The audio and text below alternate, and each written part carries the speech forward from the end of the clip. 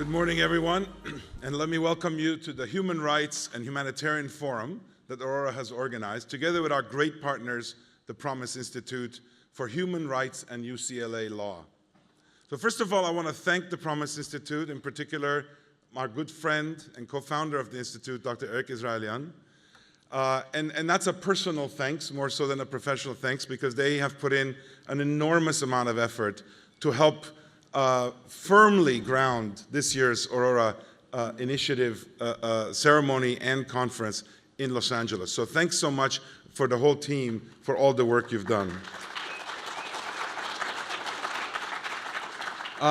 Aurora has, as many of you know, been doing these events on an annual basis for the last 9 years, and this is the first time we're in the US, and it seemed like a daunting task, but this partnership that really felt quite natural for us, given our shared values, our shared intent, and the moment in time in the world where we need to all raise our voice, couldn't have come in a better time. So again, we're really excited to kick off this event, and you'll be the judge at the end of the day tomorrow to see how that goes. It's a great venue that we're meeting in. You're going to hear a lot of great voices during the programming we have today.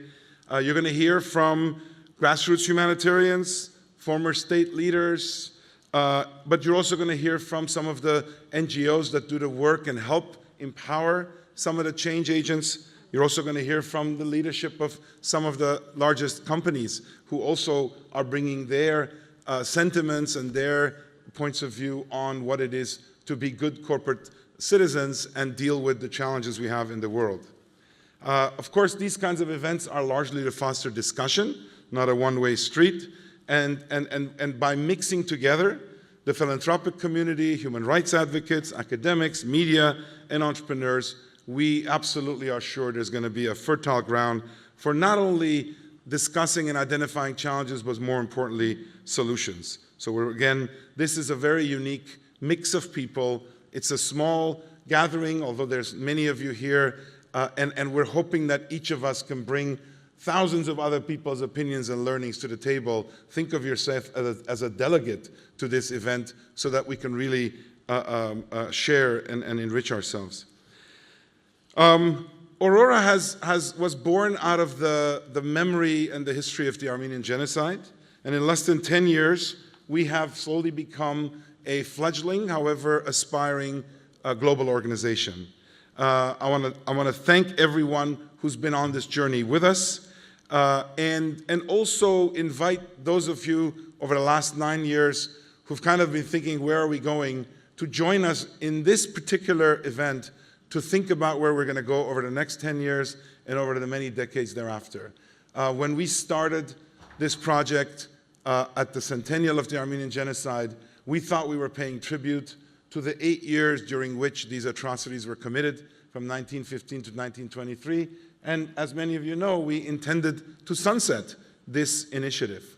Despite the name Aurora, which stands for sunrise, we had a finite time in mind.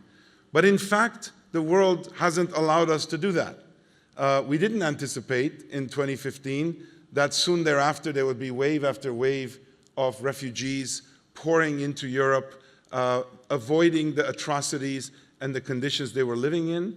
We did not anticipate the major dislocation that the pandemic caused, loss of life, a clear sense of the inequities in the world in terms of access to healthcare and safety. We did not anticipate wars in Ukraine. We did not anticipate what happened in Gaza and in Israel, terrible, terrible events. And we did not anticipate the infection of evil that's ongoing in the world. And I don't say that minimally, as well as an infectious disease expert of sorts. The only way we're going to combat this is by humans standing up and acting as a vaccine. And that's through ideas, that's through risk-taking, that's through coordination. And the more the pressure comes to destabilize the situation we're living in, the more we have to get better organized. And Aurora finds itself as one of many voices, communities, and it's always good to remember unity is an integral part of the word community, that we have to basically do this work with even a greater purpose looking into the future than we did in the beginning, where we were looking at the past to learn from it. So we're gonna do all this together, and I want to just kind of say that again, our hearts are filled with a tremendous sense of gratitude for what this whole movement represents. And gratitude, as many of you will know, is an integral part of Aurora's being. We talk a lot about gratitude in action. And again, I'll refer to my professional life. It is a work day after all, but I'm here. I think in my daily life as a biotech entrepreneur of DNA, and the two strands that are inextricably linked and carry forward the information, for us, those two strands are represented by gratitude and action. We can't just be happy with expressing gratitude. We also can't rely on action that derives from other motivations, such as pity or kindness. We fundamentally believe that gratitude is this inexhaustible source, moving force for people to do good, and combined with the action of doing the right set of things, we think we can go places. So I hope that you will find elements of these things in the panels you're going to see. My job was to get you in the mood and in the mindset, so let's work on coming up with some new solutions. Let's work together in gratitude together. Thank you very much.